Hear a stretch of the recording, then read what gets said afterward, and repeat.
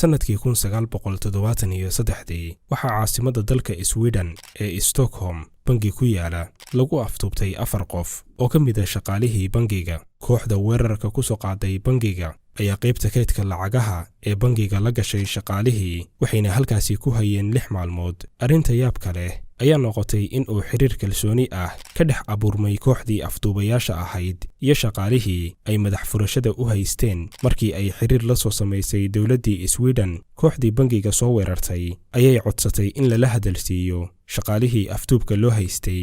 haweeney ka mid ah shaqaalaha ayaa ra'iisul wasaarihii Sweden oo qadka ku jiray u sheegtay in ay ammaan ku dareemayso gacanta afduubayaasha, cabsi badanna ay ka qabto duulaan ka imaan kara booliiska oo ay filayaan in ay waxyeelo ka soo gaarto. waxayna ka codsatay dowladdii in uusan booliisku wax howlgal ah samayn. kooxda afduubatay ee ay gacantooda ku jiraanna ay yihiin dad wanaagsan.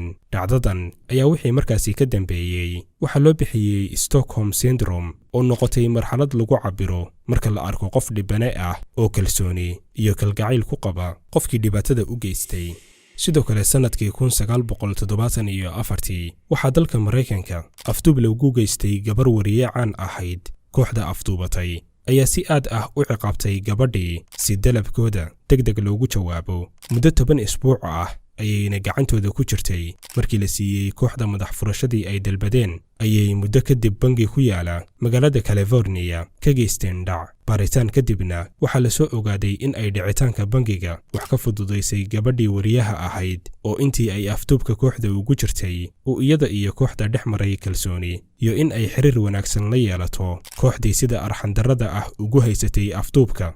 dhacdooyin badan oo noocan oo kale ah ayaa ka dhacay dalal badan oo caalamka ah, sida in la arko dhibanayaal u doodaya in loo naxariisto kooxdii afduubka u haysatay, kuwo ku biiray oo qayb ka noqday, iyo kuwo diiday in ay xumaan ka sheegaan kooxihii tacaddiga u geystay. xilliyada qaar ayaa waxaa xitaa dhacayay arrimo la yaab leh, sida in la arko dhibanayaal u doodaya kuwii dhibka u geystay, sida in ay diidaan in ay ku markhaati furaan. kuwo ayaa ka sii tallaabo dheereeyey sidii la filayey oo waxa ay sameeyeen in ay kooxihii dhibaateeyey u qabtaan qareenno ku difaaca maxkamadaha. qaarkood ayaa ku booqanayay xabsiyada iyaga oo hadiyada u sida, halka qaarna ay kuwii dhibka u geystay la noqdeen saaxiibo ka caawiya faldambiyeedyada. Stockholm Syndrome waa xaalad maskaxeed dhacda marka qof ama bulsho ay kalgacayl, kalsooni iyo wanaagba ka dareemaan koox ama nidaam afduub ku haysata xorriyaddooda. keliya ma ahan afduubka madax furashada lagu raadiyo ee marmarka qaar waa erey lagu cabiro sida bulshooyinku u ammaanaan dowladaha ku tacadiya xuquuqdooda, iyaga oo aaminsan in ay halis ka weyn middan ka nabadgelayaan.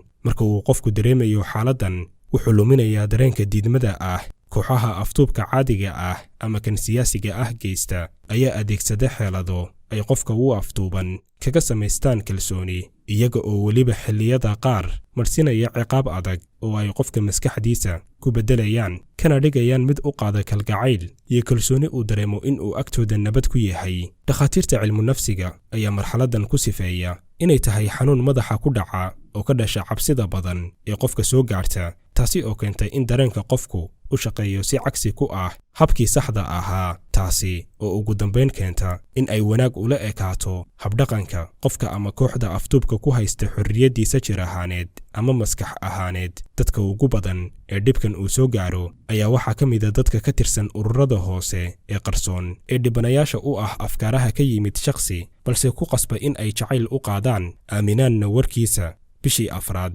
ee sanadkan 2023 magaalo xeebeedka Malindi ee dalka Kenya ayaa waxaa ka dhacday arrin aad uga yaabisay caalamka. nin baadari ah oo meel tuulo ah ku haystay kaniisad ayaa dadka ku qasbay in ay cuntada ka soomaan ilaa ay ka geeriyoodaan, isagoo u sheegay in ay guul ku gaarayaan. fikraddaasi qalloocan ayaa nafta dhaafisay dad ka badan 200 oo qof. kuwii nolosha lagu gaarayna waa ay diideen in ay wax cunaan, intii la badbaadiyeyna waxayba jacayl, wanaag iyo ammaan kala duldhaceen baadarigii. dhibanayaasha ayaa diiday in ay ku markhaati furaan baadariga, inkastoo markii dambe la xiray baadarigii. haddana waxaa garab istaag u muujiyey dadkii uu fikirkiisu dhibaateeyey ama uu nafta dhaafiyey ehelkooda oo weliba xitaa qareenno u qabtay. Stockholm Syndrome ayaa sidoo kale saameyn ku yeelata siyaasadda. inta badan maamulada kaligitaliska ah ayaa abuura xaalado shacabku aaminaan in xalkoodu keliya ku jiro si joogidda hogaamiyaha dictatorka ah. waxay shacabku aaminaan in haddii isbeddel yimaado oo hoggaan cusub la helo ay dhib geli karaan. sidaa daraaddeed waxaa maskaxdooda ku dhalata dareen ah in ay kalsooni u qaadaan kooxda markaas joogta oo laga yaabo in ayba tacadiyo, xorriyad la'aan iyo cadaadis joogto ah kala kulmayaan. dadka sameeya falanqaynta siyaasadda ayaa isticmaalka Stockholm Syndrome ee siyaasiga ah tusaale uga dhiga sida dalalka soo koreeya ay aaminaad iyo muxibo ugu hayaan dalalkii gumaystay, oo weliba laga yaabo in dhibaatooyinka maanta ka taagan dalkooda ay iyagu sababeen, haddana ay aaminsan yihiin in ay yihiin kuwa ay saaxiibka gaarka ah la yihiin. siyaasadaha arrimaha dibaddana ku garab taagan. si guudna marxaladda Stockholm Syndrome waa mid ka jiri karta meel walba oo aan ku koobnayn shakhsi oo keli ah, balse saamayn karta dad iyo dalba. cilmi baaris uu sameeyey nin lagu magacaabo Jose Saramago sanadkii 2004 oo uu 2010 ku qaatay abaalmarinta Nobelka ayuu ku soo bandhigay sida hay-adaha gargaarka, dowladaha iyo hay-adaha dhaqaalaha caalamiga ah sida Bangiga Adduunka iyo IMF dunida saddexaad ay ugu sameeyaan Stockholm Syndrome. wuxuu tusaale u soo qaatay sida dalal badan ay dhibanayaal ugu noqdeen deymaha ay ka qaateen IMF iyo Bangiga Adduunka oo si qarsoodi ah markii horeba uu ahaa dabin loo dhigay. haddana ugu dambayn isla dalalkan ayuu sheegay inay micin bidaan isla hay-adahaasi si ay ugu sameeyaan sharciyo ay deymaha iskaga bixin karaan. dalalkan ayuu ku tilmaamay dhibanayaal kalsooni ku qaba kuwii xargaha ku xirxiray. si fududna dalkeena waxaad ku arki kartaa marka ay dhacaan abaaro dadka oo u qaylo diranaya hay-adaha gargaarka oo ah isla kuwa curyaaminaya wax soo saarka beeraha ee dalka.